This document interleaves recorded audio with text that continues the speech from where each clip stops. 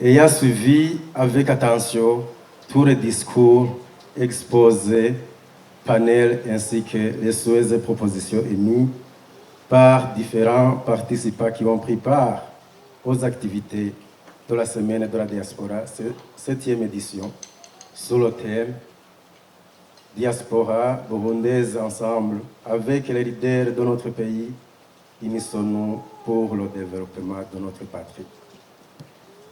Ayant avoir analysé à fond tous les défis et les opportunités de l'investissement au Burundi, notons l'importance des conseils émis à l'endroit de tout Burundais en général et des membres de la diaspora en particulier, par son Excellence, Monsieur le Président de la République du Burundi, au cours de la séance de moralisation. Tenant compte de l'appréciation de son Excellence, Monsieur le Président de la République du Burundi, sur la manière dont les activités de la 7e édition étaient organisées. Les recommandations suivantes ont été formulées. 1. À l'endroit du gouvernement. Première recommandation.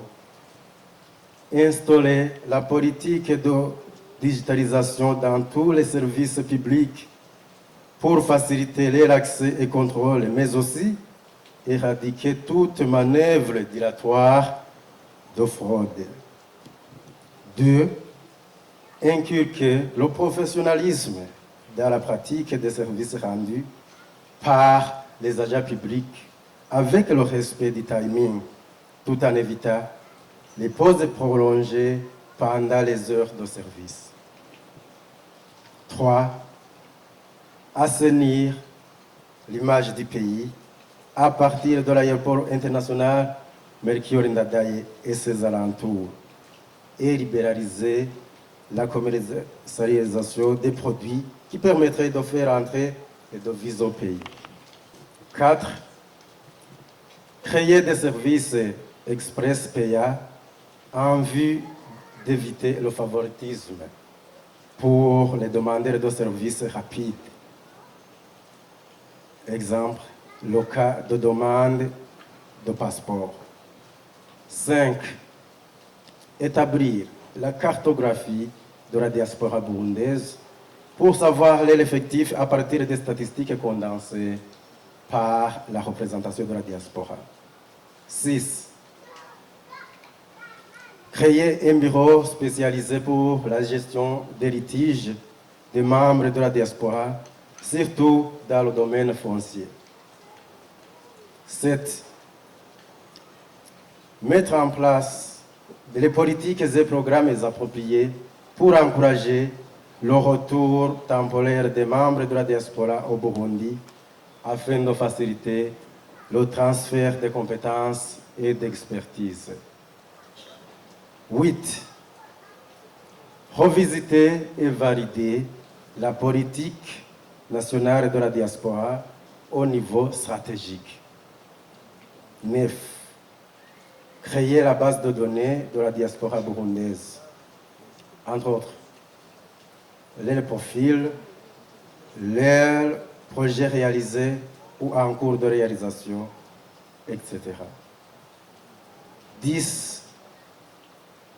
Renforcer, revoir à la baisse le taux de frais des droits de douane et autres taxes imposées sur les véhicules neufs qui risqueraient de céder le marché aux vieux véhicules fumants, dont le danger pour l'environnement, la vie de la population est très énorme. 2. Des recommandations émises à l'endroit de la diaspora.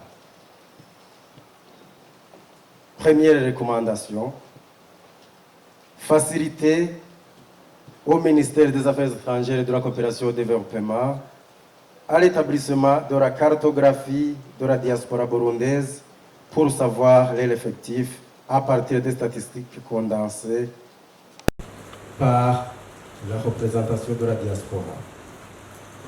2. collaborer et travailler toujours en synergie pour que chacun des membres de la diaspora puisse apporter une pierre à l'édifice pour le développement du pays. 3. S'imprégner des textes institués par le gouvernement relatifs à l'investissement au Burundi pour éviter des pertes liées à l'ignorance. 4. Revenir au Burundi avec leur expertise après les études à l'étranger ou investir au Burundi pour ceux qui sont partis travailler à l'étranger. 5.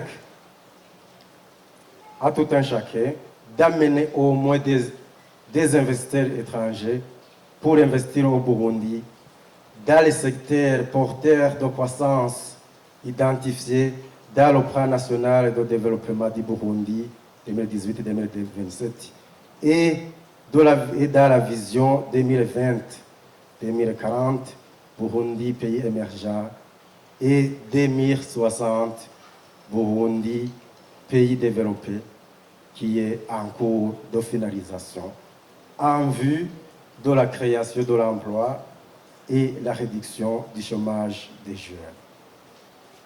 6. Poursuivre l'alimentation du compte projet diaspora ouvert à la BRUP. 7. Renforcer au sein de la diaspora le patriotisme, l'amour du travail, l'unité et la solidarité. Troisièmement, des recommandations émises à l'endroit de tout Burundais en général. 1. Cesser de maudire, mais plutôt de toujours vanter la beauté de notre chère patrie. 2. Appuyer les leaders dans les initiatives visant le développement intégral du pays. 3. Conjuguer les efforts dans l'accomplissement des tâches afin d'accroître la production.